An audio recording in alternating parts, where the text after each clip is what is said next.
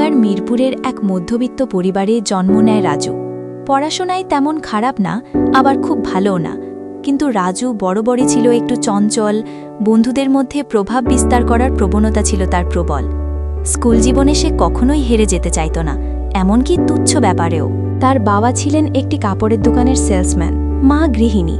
সংসারে টানাপোড়েন থাকলেও রাজুর ছোট ছোট ইচ্ছাগুলো পূরণ করার চেষ্টা করতেন তারা। রাজুর জীবনে প্রথম বড় ধাক্কাটা আসে যখন সে এসএসসি পরীক্ষায় প্রত্যাশার চেয়ে অনেক খারাপ ফল করে। ফলাফলের পর রাজুর আত্মবিশ্বাসে আঘাত লাগে।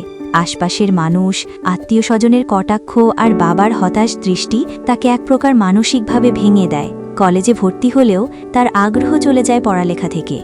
নতুন কলেজে রাজুর পরিচয় হয় কিছু কুল ছেলের সঙ্গে, যাদের রঙিন পোশাক, ব্যয়বহুল ফোন আর রাত্রিবিলাসী জীবনে রাজু মোহিত হয়ে পড়ে।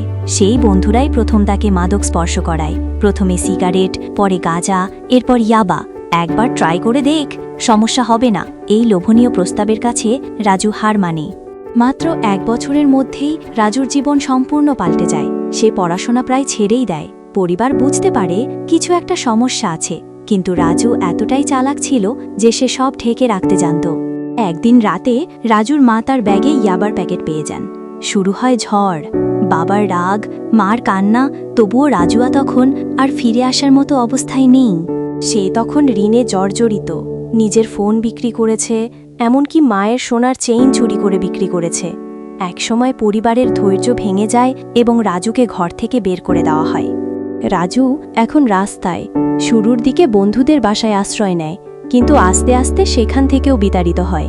মাদক তখন তার শরীরের চাহিদা হয়ে দাঁড়ায়। সে ভিক্ষাও করেছে, চুরি করতেও বাধ্য হয়েছে। রাতে ফুটপাতে ঘুমাত। এক রাতে প্রচণ্ড জ্বরে কাতরাতে কাতরাতে যখন সে ঢাকার গাবতলী ফুটওভার ব্রিজের নিচে পড়েছিল, তখনই তার জীবনে আসে আলো। সেই রাতে এক বৃদ্ধ লোক রাজুকে উদ্ধার করেন। তিনি ছিলেন সমাজসেবী, নাম রুহুল আমিন। নিজেই একসময় মাদকাসক্তি ছিলেন, এখন পরিচালনা করেন নবজীবন ফাউন্ডেশন নামের একটি রিহ্যাব সেন্টার। রাজুকে সেখানে নিয়ে যাওয়া হয়। প্রথম কয়েকদিন সে কিছুই বুঝতে পারে না।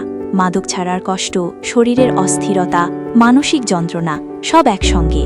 কিন্তু রুহুল আমিনের মতো কাউন্সেলর, থেরাপিস্ট এবং পূর্বতন আসক্তদের গল্প ধীরে ধীরে তাকে আশ্বস্ত করে।